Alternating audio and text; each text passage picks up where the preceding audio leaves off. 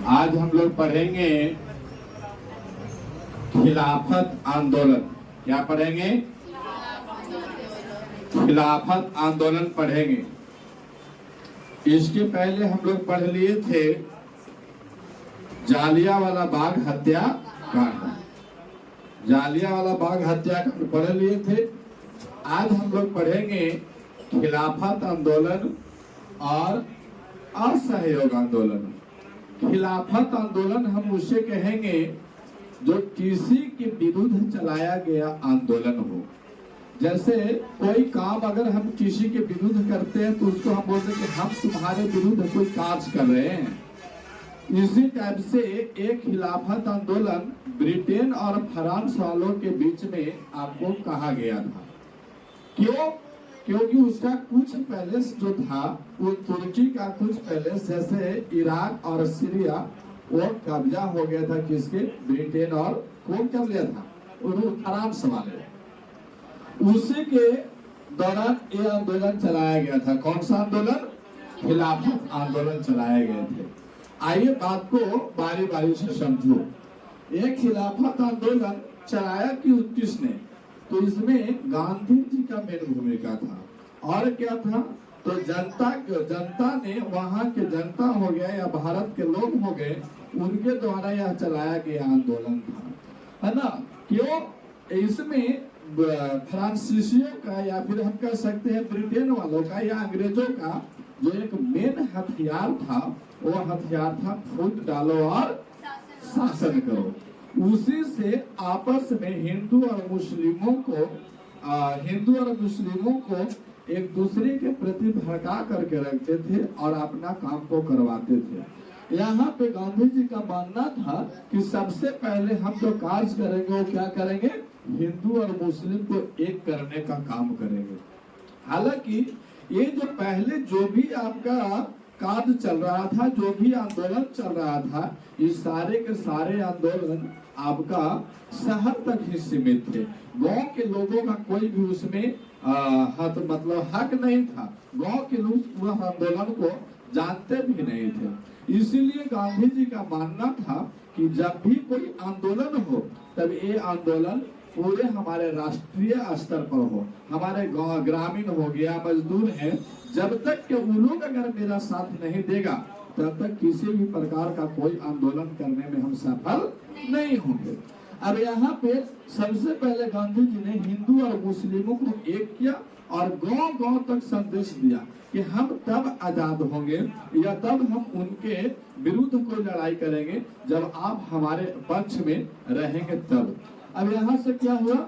यहाँ पे उसके पहले और थोड़ा सा इतिहास देखो तो प्रथम विश्व युद्ध हुआ था। प्रथम विश्व युद्ध में आपको दो देश के बीच में हुआ था। कौन को? मित्र राष्ट्र और केंद्र शक्ति। मित्र राष्ट्र और केंद्र शक्ति। जीत किसका हुआ था? मित्र राष्ट्र का।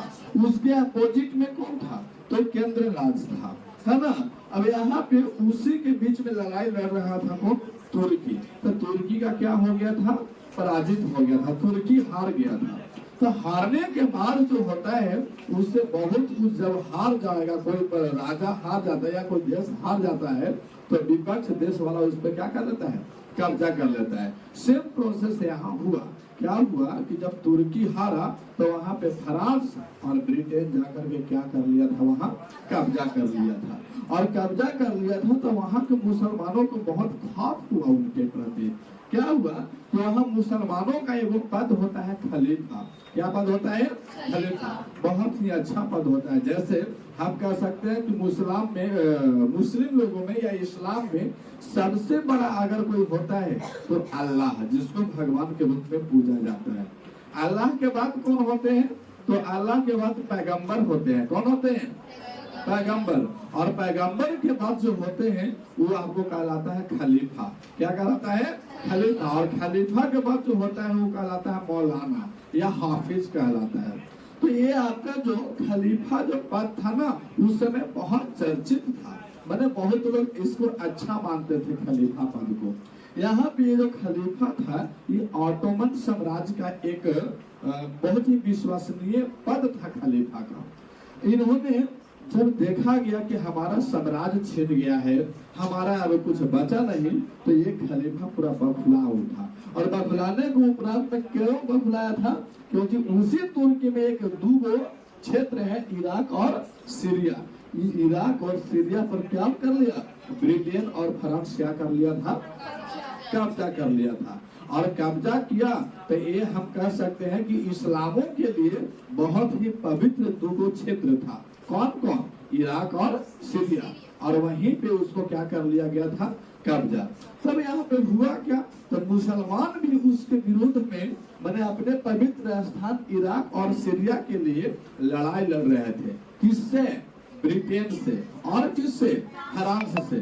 तो क्या ब्रिटेन हमारे यहाँ आपका कब्जा किए हुए था कि नहीं किया हुआ था? उस समय किए हुए था। तो भारत वालों को लगा कि भैया तुर्की में जो भी आपका मुसलमान है, खास करके इराक और सीरिया में, तो भैया पूरा तुर्की अंग्रेज के विरुद्ध हो रहे, ब्रिटेन के विरुद्ध हो रहे। उतने में बात पता लगा भारत की। तो क्या भारत में मुसलमान नहीं थे? थे। अब यहाँ के मुसलमान और हिंदू ये दोनों एक होकर के और उसके विरोध करने लगे। हालांकि विरोध करने से फायदा क्या था? तो विरोध करने से ये फायदा था कि हमारे यहाँ से भी आपको यदि हम जीत जाएंगे विरोध करके, तो हमारे यहाँ से क्या हो जाएगा? आपका जो ब्रिटेन वाला है, अंग्रेज लोग, वो भी आपका चला जाएगा। अब यहाँ पे क्या हुआ कि मुसलमान और हिंदू प्लस तुर्की वाले, इराक वाले, सीरिया वाले सभी लोग क्या कर रहे थे? विरोध कर रहे थे। किसका? अंग्रेजों का। इतना में क्या हुआ कि यह जो आपका अंग्रेजों के प्रति आंदोलन चलाया गया है ना। क्या आंदोलन? कि हम तुम्हारे विरुद्ध खड़ा है और तुम्हारे विरुद्ध हम लड़ाई लड़ेंगे। यही विरुद्ध आंदोलन जो चलाया गया, इसी का नाम क्या है? खिलाफत आंदोलन। क्या है इसका नाम? खिलाफत आंदोलन। तो खिलाफत आंदोलन के यही समाप्त हो गए थे? जी नहीं। इसमें दो भाई थे। एक भाई का नाम है अली बंधु और दूसरा का नाम है शौकत अली, है ना। अली बंधु में दो भाई थे। एक तो था शौकत अली और वो थे मोहम्मद अली।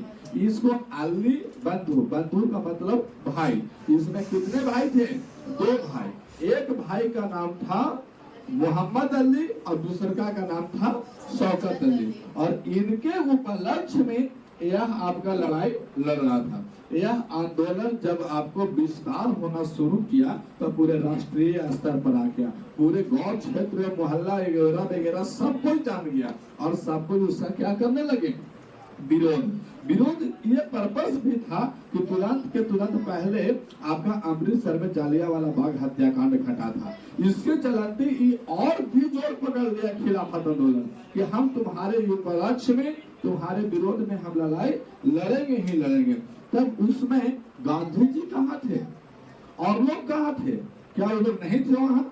जी नहीं थे, अपने अपने स्तर में। तो जब ये बात पता लगा कि कुछ मुसलमान, इसमें कुछ हिंदू लोग सब खिलाफत आंदोलन मना रहे हैं, अंग्रेजों के विपक्ष में बात को बोल रहे हैं, तब इनको लगा पता। तो आए गांधी जी, फिर मुस्लिम लीग आया, राष्ट्रीय कांग्रेस आया। तो हालांकि इन तीनों ने जम के विरोध किया। किसका? खिलाफत आंदोलन का नहीं, अंग्रेजों का। और खिलाफत आंदोलन का साथ दिया इन्होंने। बाकी बढ़िया बात है, हम भी इसमें शामिल हैं। क्यों? क्योंकि ये खिलाफत आंदोलन सत्य और अहिंसा पर लड़ा जा रहा था। इसमें कोई खून खराबी नहीं हो रहा था, केवल उसके विरोध में बातें को बोले जा रहे थे। तब इन्होंने क्या किया कि जब गांधी जी, कांग्रेस के नेता लोग और मुस्लिम लीग के जो लोग भी आए, इन्होंने सब मिलकर के एक बैठक रखा और बैठक में क्या होना था? तो मांग मनवाना था। किसका मांग था वो? तो यहाँ मांग था इराक और सीरिया का, भारतवासियों का, क्योंकि भारत के मुसलमान भी उसमें शामिल थे। तो मांग क्या था कि जो हम लोग को जो पवित्र स्थान इराक और सीरिया है उसको हमको लौटा दिया जाए, उसमें आपका हक नहीं है। तो यहाँ पे ये बात गांधी जी को चुभ रहा था। इस पूरा ब्रिटेन वाला को कितनों कुछ कह दीजिए, लेकिन ये लोग बात मानने वाला नहीं है। लेकिन यहाँ पे जब ये बात बैठक करके और स्वदेशी वापस लौटा दिया जाए, मतलब अपना जो देश है, अपना जो मुल्क है, हमको लौटा दीजिए, ऐसा कहने पर वो लोग भगुला गया और ये बात को मानने के लिए उसको स्वीकार नहीं किया। कौन? अंग्रेज। जब ये नहीं किया तो यहाँ पे आई बात 17 अक्टूबर 1919 में, और उन्होंने एक आंदोलन का दिवस बनाया था 17 अक्टूबर 1919, खिलाफत आंदोलन दिवस। ये प्रश्न पूछ लिया जाता है कि खिलाफत आंदोलन दिवस कब मनाया जाता है, तो 17 अक्टूबर 1919 को। ये आपको दिवस बना जैसे ही आपको वहां पे अंग्रेजों को पता लगा कि अब और भी उत्तेजना हो गए हैं ये लोग, तब यहाँ पे क्या हुआ कि आंदोलनकारी जो भी थे ना, जो आंदोलन को संचालन कर रहे थे, उन्होंने एक दिल्ली में क्या किया, एक आपको आयोजन किया, और दिल्ली में आयोजन किया। उसका अध्यक्ष किसको बनाया गया? महात्मा गांधी को। और बोले कि जो भी आपको खिलाफत आंदोलन चलेगा वो आपके ऊपर लक्ष्य से चलेगा। अच्छा, ये अध्यक्ष क्यों और कोई नेता नहीं थे, लेकिन इन्होंने बहुत अच्छा राजनीतिक ज्ञान प्राप्त किया था, बैरिस्टरी का भी पढ़ाई किया था, इसलिए इनको नेता बना दिया गया। अब नेता बना दिया गया तो इन्होंने कहा कि भैया हम सत्य और अहिंसा पर ही काम करेंगे, खून खराबी करेंगे तो ये दिक्कत है। क्यों? हमारे पास उतना हथियार भी नहीं है और कुछ नहीं है, तो हम लड़ाई लड़ेंगे कैसे? इन्होंने मांग रखा अंग्रेजों से मांग क्या रखा, कि हमारा जो स्वराष्ट्र है, अपना राष्ट्र है, उसे लौटाइए, और अन्यथा मतलब यहाँ धमकी दिया। धमकी क्या दिया कि हम आपका असहयोग करेंगे, खिलाफ तो आपका है ये है, लेकिन हम आपका असहयोग करेंगे। असहयोग का मतलब क्या है कि आपका हम कोई भी काम नहीं करेंगे, विदेशी वस्तुएं जितना बनते हैं उसको हम लोग उपयोग नहीं करेंगे, जो आपके यहाँ हमारे लोग जो मजदूर किसान भाई लोग काम करते हैं वो लोग काम नहीं करेगा। बहुत सारे धमकियां गांधी जी ने दी, किनको? अंग्रेजों को। लेकिन वो धमकी का तनिक प्रभाव भी आपको अंग्रेजों को नहीं पड़ा, है ना। गांधी जी कुछ लोगों को वहां भेजे थे, और फिर क्या हुआ, भेजने के लिए 1924 ईस्वी में यहाँ भेजे, लेकिन इस पे आपको कोई रिएक्शन उन लोग को नहीं हुआ। और रिएक्शन नहीं हुआ तो यहाँ पे एक खलीफा जो था मुस्तफा कमाल पाशा, क्या नाम था? मोहम्मद कमाल पाशा, मोहम्मद नहीं मुस्तफा नाम होगा उसका, मुस्तफा। यहाँ मिस्टेक से लिखा गया होगा, देख लीजिएगा, बुक में मैच कीजिएगा, यहाँ पे मुस्तफा लिखल होगा, मुस्तफा कमाल पाशा। इन्होंने क्या किया कि गुस्सा में आए कि अब लगता है कि गांधी जी भी हमारा साथ नहीं दे रहे हैं, इनके रिएक्शन से भी कुछ हमारे आंदोलन में प्रभाव नहीं पड़ा। इन्होंने क्या किया, मुस्तफा कमाल पाशा ने खलीफा पद को समाप्त कर दिया। खलीफा पद जैसे ही समाप्त हुआ ना, तो अब बचा क्या? हम खलीफा के लिए ही तो लड़ रहे थे, यहाँ किसके लिए लड़ रहे थे?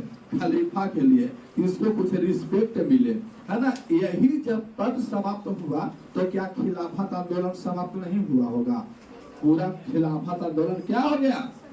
समाप्त हो गया। लेकिन फिर भी गांधी जी ने एक चीज को कहा था, हम आपका क्या करेंगे? असहयोग। क्या करेंगे? असहयोग करेंगे। और फिर आपको आगे चल करके, और गांधी जी द्वारा कौन सा आंदोलन चलाया गया? असहयोग आंदोलन। तो देखते हैं हम लोग आगे से लाइन में। चलिए देखिए, यहाँ पे हम लोग पढ़ेंगे, क्या पढ़ेंगे? असहयोग आंदोलन। असहयोग आंदोलन का पर्पस क्या रहा? खिलाफत आंदोलन जैसे ही समाप्त हुआ, अर्थात कहने का मतलब कि मुस्तफा कमाल पाशा ने जैसे खलीफा पद को समाप्त किया, उसी टाइम आपका एक खिलाफत आंदोलन समाप्त हो गया था। लेकिन गांधी जी ने क्या किया उस समय? तो गांधी जी ने लोगों के बीच में आए और बहुत सारी बातों को समझाए कि हम लोग को खिलाफत आंदोलन चलाने से केवल कुछ नहीं होगा, अगर हम लोग को आजादी चाहिए तो हम लोग इनका क्या करेंगे? असहयोग करेंगे। असहयोग का मतलब क्या होता है? किसी भी प्रकार का कोई सहयोग नहीं करेंगे। बात यह है, उसको बोलते हैं असहयोग। और जो लड़ाई हम लड़ रहे हैं उसी का नाम क्या है? आंदोलन। ये आंदोलन 1 अगस्त 1920 ईस्वी से प्रारंभ हुई थी, यानी चालू हुई थी। कोई पूछेगा कि असहयोग आंदोलन कब हुआ था, तो 1 अगस्त 1920। अब यहाँ पे 1 अगस्त 1920 को असहयोग आंदोलन क्या हुआ? प्रारंभ हुआ। और प्रारंभ हुआ तो इसमें लोग तो पहले ही बात को बोले थे, गांधी जी खिलाफत आंदोलन में ही बोले थे कि हिंदू और मुस्लिम ये दोनों लोगों को क्या होना है, एक साथ होना है। और ये बात हमको गांव गांव तक होना चाहिए। क्यों?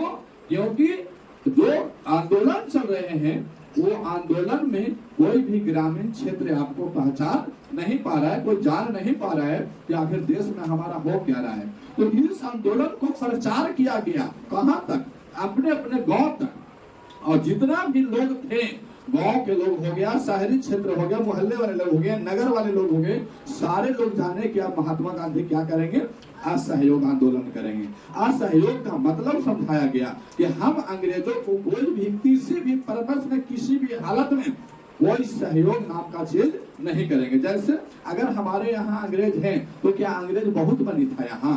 जी नहीं। क्या भारत की जनसंख्या जितना था उतना अंग्रेज था? नहीं। अगर हम ही लोग इकट्ठे बन जाएं तो क्या करेगा, अंग्रेज को मार के भगा देते हैं हम लोग। जैसे यहाँ पे लोग रंगदार आ जाए और बारी बारी से मारना शुरू करें तो क्या करोगे? यहाँ पे अगर हम लोग सब एक में मिल जाए और लोग दोनों को ना देख लेंगे, आराम से देख लेंगे, बातें हैं। तो यहाँ पे महात्मा गांधी यही बात को समझा रहे थे गाँव को जाकर के, है ना। कुछ लोग उनके अनुयायी थे तो कुछ लोग उनको जाकर के समझा रहे थे, अर्थात असहयोग आंदोलन का क्या कर रहे थे, प्रचार कर रहे थे कि हम उनका कोई भी काम, किसी भी प्रकार का कोई काम नहीं करेंगे। जो हम उनको भोजन बना के देते हैं वो लोग ससुरा खाता है वो भी हम नहीं देंगे।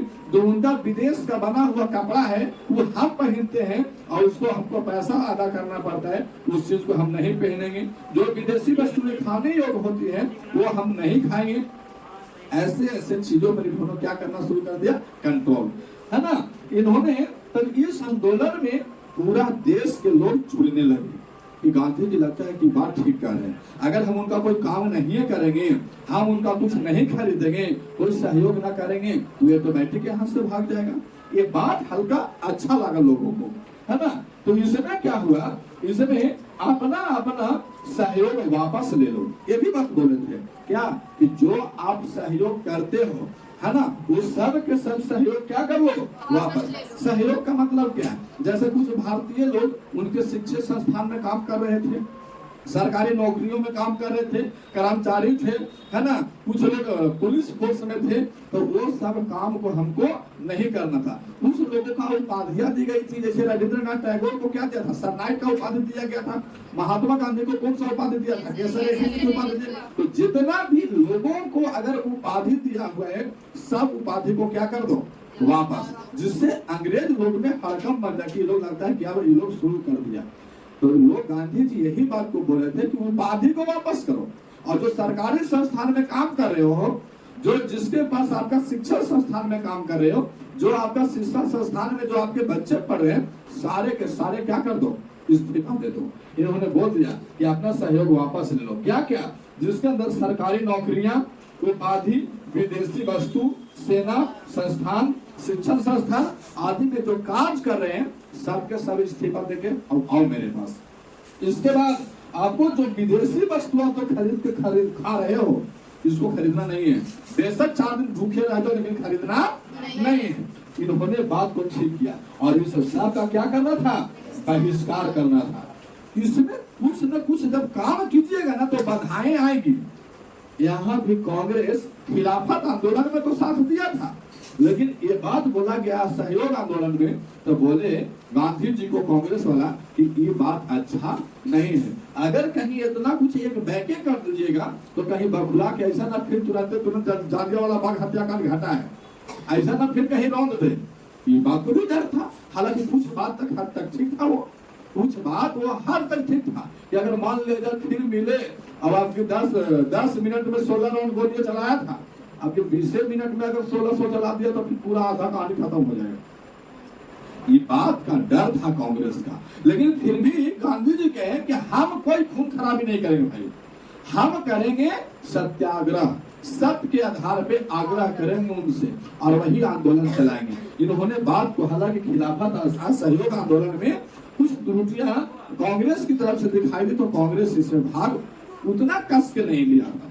इसके बाद फिर किया कांग्रेस नेता असहमत था और आंदोलन का जो रख रखाव, जो संचालक थे यानी डायरेक्टर थे, अध्यक्ष कहिए या डायरेक्टर कहिए, इसको बनाया गया फिर से बुढ़ऊ को, केकरा गांधी जी को। मैंने जब न तब एकरे बना दे रहा था आदमी को, इंडिया में नहीं था, हम को बना देता। हाँ तो हम लोग तो उस समय नहीं थे। चलिए अब यहाँ पे क्या हुआ, तो असहयोग आंदोलन का प्रकार को समझिए। जब आपको ये आंदोलन का डायरेक्टर गांधी जी बने, तो गांधी जी बोले कि देख भैया, इसको 2 चरण में हम लोग लड़ाई के लड़ेंगे, लाठी तलवार गोली बंदूक से हम लोग लड़ाई, हम लोग 2 चरण में इसको लड़ाई लड़ेंगे। एक आपका हो गया रचनात्मक कार्य और दूसरा हो जाएगा नकारात्मक कार्य, है ना, नेगेटिव वर्ड्स। तो रचनात्मक में क्या कहा गया, रचनात्मक में कहा गया कि स्वदेशी वस्तुओं का क्या कीजिए, प्रोत्साहन दीजिए। यहाँ पे असहयोग आंदोलन में आपको कहा गया कि हमको कोई भी विदेशी वस्तु का उपयोग नहीं करना है। तो करेगा कौन सा उपयोग, तो हम लोग कहेंगे जो आपको जो स्वदेशी है ना, स्व माने अपने देशी माने देश का, जो अपने देश का बना हुआ जो प्रोडक्ट है उसी को हम लोग क्या करेंगे, मान्यता देंगे। जैसन भी है कोई दिक्कत नहीं, वही हमारे लिए ठीक है। मान लिया जाए कि दूसरा के बेटा पूरा भागा भाग बोल रहे हैं या बेटी रहे या वो सनगर रहे, उससे हमको क्या मतलब, हमारा करेक्ट काम देगा, होता है कि नहीं होता है। तो ये बात को इन्होंने गांधी जी ने समझा के रखा था कि विदेश वाला तो बहुत अच्छा है, वो बात मानते हैं, लेकिन हम लोग किसका प्रोत्साहन देंगे, स्वदेशी का, अपने यहाँ के वस्तुओं या अपने यहाँ का बना हुआ प्रोडक्ट, उसी को हम लोग मान्यता देंगे और उसी को प्रचार कीजिए। तो क्या हमारे यहाँ मान लिया जाए कपड़ा बनाना है, तो कपड़ा अगर मान लीजिए विदेश से अभी हम लोग खरीद करके और पहन रहे हैं, तो अगर हम विदेश से ना खरीदेंगे और भारत में बनिए न रहा है, तो गांधी जी के कहा कि तब बुढ़ऊ क्या होगा, बोले कि हाँ तो बात सही है, तो कहेगा फैक्ट्री खोलो, फैक्ट्री का इसी खुल जाएगा, इंडिया में पैसा उतना है ही नहीं है, सब कार्य में है। बोला कि क्या पैसा है, बहुत नहीं पैसा है, अभी रुक जाइए। हालांकि टकलू बहुत समझदार है, एक बात को आराम से इन्होंने कहा कि स्वराज पार्टी का यहाँ पे लिखे एक फंड है, एक जिसका नाम है तिलक स्वराज फंड, एक फंड का हम इस्तेमाल करते हैं। गांधी जी बोले कि कौन सा फंड, जनता ने पूछा कि हम लोग अब क्या करें, तो गांधी जी बोले कि हम एक फंड बनाते हैं जिसका नाम है तिलक स्वराज फंड। बोला कि तो इससे कुछ नहीं, इसको फंड में बनाइए और इसमें 1 करोड़ आदमी को ज्वाइन कीजिए। बोला कि इससे फायदा, तो 1 करोड़ आदमी यदि 1 रुपया देगा तो कितना हो जाएगा, उतना में कारखाना खुलेगा कि ना, बोलेगा कि हाँ बढ़िया बात है, अच्छा बात बोला कि नहीं। तिलक स्वराज फंड का स्थापना की इन्होंने, और तिलक स्वराज फंड का जब स्थापना हुआ, इन्होंने बोला कि पहले 1 करोड़ आदमी ज्वाइन हो, इसमें ज्वाइन किया। अब कोई एक आदमी के बोले कि भैया तू 5,000 दो, तो हो सकता है महंगा पड़े, लेकिन कोई बोलेगा कि आरती दिखावे आ गया तो 1 रुपया दे देते हो कि नहीं, अरे आरती ऐसे होता है कि नहीं, देख करके बोल लग लो, कौन भगवान माथा में समाये कोई गारंटी नहीं है। तो बातें होता है, उन्होंने बोले कि प्रत्येक अगर भारतीय 1 रुपया भी देगा तो क्या 1 करोड़ होगा, आराम से हो जाएगा। उन्होंने बोला कि तिलक स्वराज फंड का स्थापना किए, उसमें 1 करोड़ आदमी को क्या कीजिए, ज्वाइन करवाइए, और हमको पूरा इंडिया से मतलब नहीं है, 1 रुपया मुझे लोग से ले लीजिए, पैसा कितना हो जाएगा, 1 करोड़। दिमाग इन्होंने अच्छा लगाया, वाह गांधी जी। अब इन्होंने 1 करोड़ रुपया जमा करने का क्या कर लिया, लक्ष्य, और इसमें बोला गया कि देखो हम लोग ऐसे मारल आदमी है, अंग्रेज के गुलाम है तो मरले आदमी ने है, जे कहेगा उसको सुनना पड़ेगा।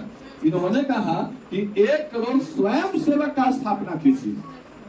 स्वयं सेवक का मतलब क्या होता है, 1 करोड़ वैसा आदमी आओ हमारे पास जो जैसे कि मान ले कि तुम घर पे बैठ के भी कुछ नहीं कर रहे हो, तो कम से कम आइए और अपने देश के लिए कुछ काम कीजिए, उसको बोलते हैं स्वदेशी। इन्होंने बोले कि स्वयं सेवक की भर्ती कीजिए। स्वयं सेवक का मतलब क्या होता है, स्वयं मतलब अपने, और सेवक का मतलब सेवक का काम करना होगा, मतलब आप आइए और हमारे यहाँ तिलक स्वराज फंड में जुटिए और आपको काम करना है, लेकिन काम के बदले में महात्मा गांधी कोई आपको नौकरी नहीं दे रहा है, कोई पैसा सैलरी नहीं है उसमें, केवल उसमें काम करना है, लेकिन पैसा नहीं मिलेगा। आज भी लोग ऐसा है जो दूसरे की दिक्कत, दूसरे को प्रॉब्लम के लिए अपना कार्य करते हैं, उससे आपको कोई उम्मीद नहीं रखते हैं। इन्होंने गांधी जी ने यही बात को बोला कि आइए स्वयं सेवा का भर्ती कीजिए और वो काम करेगा, लेकिन उसे काम के बदले कोई मजदूरी उसमें नहीं मिलेगी। बात बढ़िया है। और फिर क्या किया, तो इन्होंने कहा कि भैया कपड़ा बनाने के लिए ज्यादा दिक्कत हो रहा है ना, तो चरखा का इस्तेमाल कीजिए। किसका इस्तेमाल? चरखा। इन्होंने चरखा का कटाई, कताई, बुनाई आदि का क्या किया, प्रसार करवा दिया कि आइए हम चरखा से आप कपड़ा बिनेंगे। इन्होंने बात को बोला है ना। तो इन्होंने चरखा है ना, कताई बुनाई का क्या कर दिया, प्रचार। और इसमें लोगों को बताया गया कि 20 लाख चरखा बांटिए। कितना? 20 लाख। और प्रत्येक गांव में लगाइए चरखा को, जिससे क्या होगा, कपड़ा का धुनाई होगा, कपड़ा का बुनाई होगा। जैसे पहले हमारे जमाने में मिल नहीं था तो क्या चावल लोग नहीं खाते थे, भात नहीं खाते थे, ढेकी रहता था। उसमें ज्यादातर नहीं, लेकिन ढेकी आप लोग ना देखे होंगे, लेकिन हम देखे हैं। वो आपको एक तरफ ऐसे लगा हुआ रहता था लोहा, लकड़ी, और नीचे लोहा लगा रहता था। इन्हें चढ़िए तो होने वाला उठ जाता था, और इन्हें छोड़िए तो उन्हें गिरता था। उसको बोलते हैं ढेकी। जैसे अभी लाट पूरी आप लोग अगर देखे होंगे तो बढ़िया बात, लेकिन लाट पूरी हम देखे हैं, पानी भर के चलाने वाला। तो इस टाइप के बात होता था। तो चरखा से आपको कितना चरखा, 20 लाख चरखा बांटने का क्या कर दिया गया, लक्ष्य रखा गया। इन्होंने कहा कि राष्ट्रीय शिक्षा का प्रोत्साहन दीजिए। राष्ट्रीय शिक्षा का मतलब पहले ही बोल दिया गया था कि हम आपको विदेशी शिक्षा, यानी वहां से हम लोग सब क्या करेंगे, त्याग दे देंगे। इन्होंने बोला कि आइए राष्ट्रीय शिक्षा ही नीचे, मैंने अपने देश का, अपने मुल्क का शिक्षा को ग्रहण कीजिए। इसके बाद हिंदू और मुस्लिम लोगों को बढ़ावा दीजिए। मतलब क्या था कि अगर वो अंग्रेज लोग हिंदू और मुस्लिम को दोनों को खोल देता है और खोल करके अपने राज करता है, तो इसको हम लोग क्या करेंगे ना कि कैसो न कैसो करके मिलजुल करके हम लोग एक होने का प्रयत्न करें। प्रयत्न करने के बाद एक बात को और भी बहुत महत्वपूर्ण बात बोले थे उन्होंने, जो आज भी हटा नहीं है, आज भी लागू है। क्या? सामाजिक बुराई को समाप्त करना था। अस्पृश्यता और नशाखोरी, जातिवाद और छुआछूत, ये सबको क्या कर देना था, हटा देना था। नशाखोरी मैंने कोई शराब पी करके रोड पर ही नहीं कि बहुरान चल रहे हैं, ऐसे नहीं करना है, न तो अंग्रेज ढूंढ देगा, महात्मा गांधी क्या करेगा, है कि नहीं। तो नशाखोरी नहीं करना है। अस्पृश्यता मतलब छुआछूत किसी से मत रखिए, है ना, किसी से कोई भेदभाव न रखिए, जातिवादी मत कीजिए। आजकल इस सारा कुछ है। नशाखोरी नंबर 1, जातिवाद, हम यादव हैं तो दूसरा है, तो यादव वाला का दबदबा वहां रहेगा, है ना। कोई अगर एक गांव में अगर कोई अगर ज्यादा अगर लोहारे लोग हैं तो लोहार वाला अलग दबदबा बना देगा। इस टाइप की बात अभी भी देखने को मिलता है। छुआछूत भी है, अब थोड़ा कम है, लेकिन छुआछूत धीरे धीरे समाप्त होते जा रहा है। मतलब एक थाली में कोई छोटा जात और बड़ा जात बैठ के खा नहीं सकता है। अब तो ठीक है, अब तो 1 2 3 भी हो जाता है। हो रहा कि नहीं हो रहा है? हाँ, ये 1 2 3 वाला कहानी थोड़ा सिस्टम खराब है, लेकिन दोस्ती के लिहाज से कोई दिक्कत नहीं है।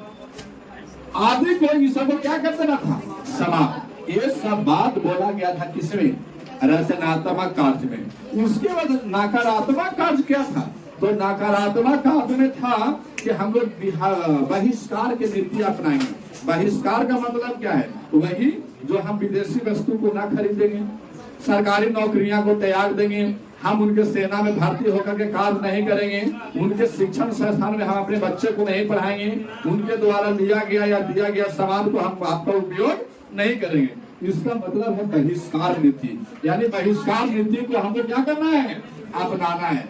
इसके बाद में उसी समय 1920 में होने वाला था चुनाव। बोला कि भैया हम लोग चुनाव को अभी क्या करेंगे, विरोधी करेंगे। यानी इसको 1920 में होने वाला चुनाव को भी क्या कर देना है, विरोध कर देना है। इसके बाद जो आपको लगान था किसानों पर, जो टैक्स था, जो हम कह सकते हैं कि कर था, वो सब सारे गांधी जी को बोल दिए, गांधी जी बोल दिए सारे किसान को कि भैया ये टैक्स वगैरह नहीं देना है। तो ये था आपको नकारात्मक काम। तो आगे आप लोग हम लोग देखेंगे सविनय अवज्ञा आंदोलन। जय हिंद, जय भारत।